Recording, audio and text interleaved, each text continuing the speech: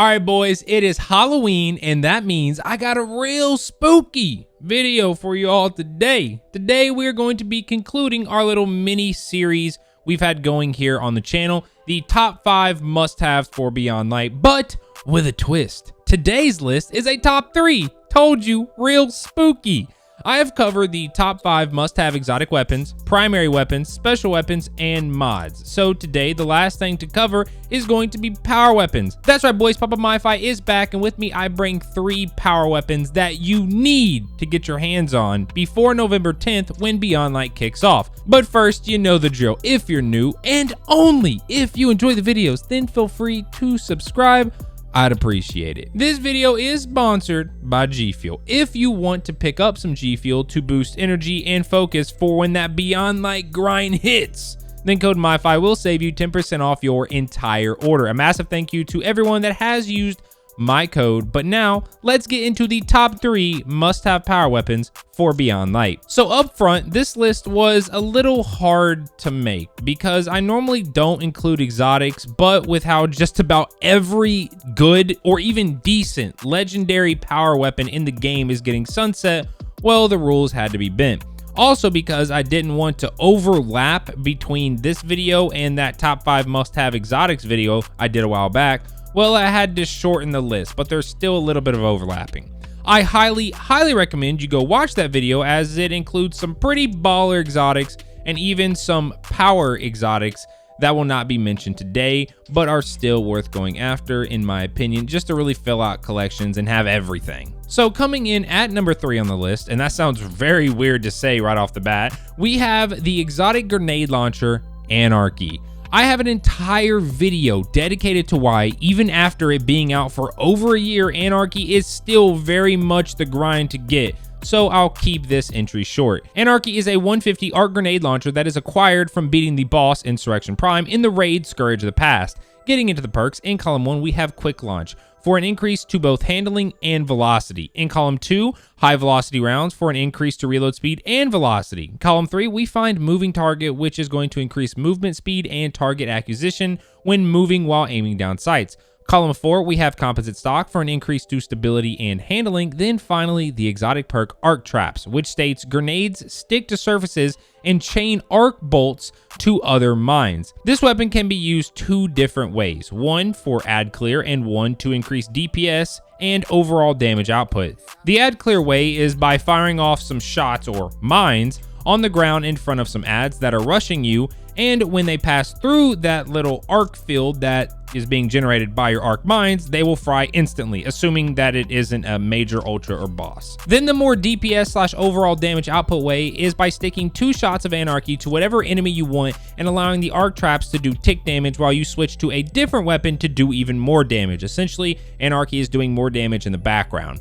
The tick damage is a little over 14,000, so Anarchy essentially adds 14,000 DPS to whatever weapon you're currently using to do damage. Farming this has become super easy ever since Bungie lifted the weekly loot cap from Scourge of the Past. But that's only because the raid is getting vaulted when Beyond Light launches, so if you don't have it, then you might want to start grinding. Now coming in at number 2 on the list, we have the legendary sword Dark Drinker 2.0 or Falling Guillotine.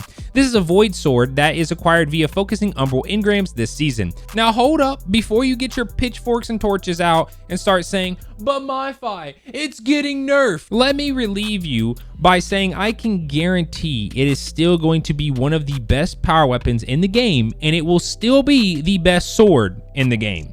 Now that your mind is at ease, let's get into the god roll. For column 1, you're going to want Jagged Edge for an increase to impact, but a decrease to max size and ammo capacity.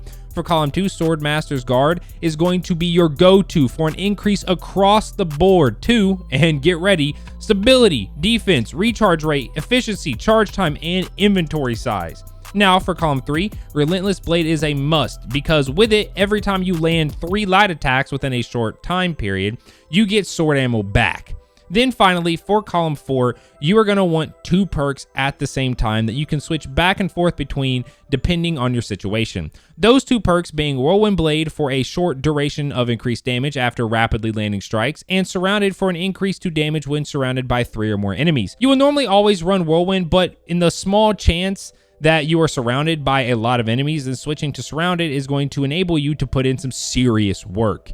You probably already have one of these swords, as it's literally just given to you via the season pass, but if you don't have the god roll, then you better start hunting for it, because if swords are as good next season as they were this season, which more than likely they will be, then you're not gonna want to be missing this beast of a sword. Also, did I mention that for its heavy attack, it does a massive heavy spin, decimating everything in its path? Oh, I didn't? Well, it does, and that's just another reason you should go and get it. Now for a few honorable mentions, and I'll make this quick. First is going to be Thunderlord, which is a 450 RPM arc LMG, and it can only be acquired randomly via a world drop or Xur. Thunderlord is an ad clearing machine. For every one ad you kill, Thunderlord will kill 2 more ads on top of it with its chain lightning. Then second is going to be Xenophage. Xenophage is a 120 RPM solar LMG that is acquired via a questline that was a part of Shadowkeep. The ease of use, DPS, and overall damage output of Xeno is something I couldn't not mention. Xeno is amazing. You probably have it, but if you don't, it's not going away, so there's no rush to get it, but I would still rush to get it because it's great. Now, coming in at our #1 spot, we have, drumroll please, Whisper of the Worm. We all know what Whisper is, but just in case you don't, I'll quickly go over it. Whisper is a 72 RPM solar sniper rifle that is acquired via a secret mission that can be started on IO by going to the Lost Oasis and waiting for a special taken enemy to spawn. Kill him and then a portal will spawn. I'm not gonna go too in depth on how to get Whisper because I've already made a video on how to get it, which you can actually check out in the top little right-hand corner. If you click that little eye, it'll take you to the video and I'll go more in depth on how to get it there. Getting into the perks, column 1 is polygonal rifling for an increase to stability. Column 2, accurized rounds for an increase to range. Column 3, mulligan, which states missing a shot has a chance to return ammo directly back to the mag.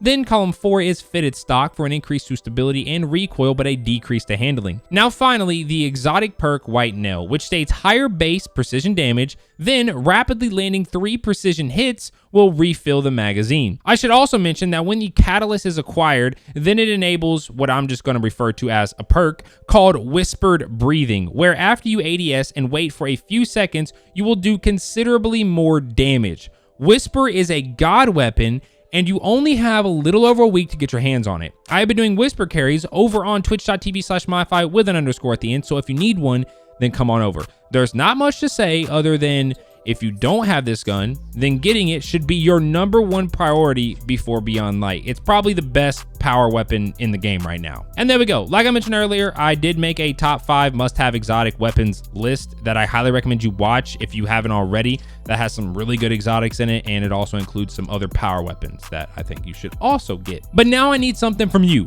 Yes, a you. I need you to let me know in the comments section what your most used power weapon is in Destiny 2 right now. I'm curious as to what you all are using and what you all are going to be taking into Beyond Light, as sometimes you all give me ideas of weapons or roles that I just haven't tried yet, and then when I try them, I love them. So let me know. With all that being said, if you enjoyed the video, then don't forget to drop a like, and I will catch you all in the next one. Peace.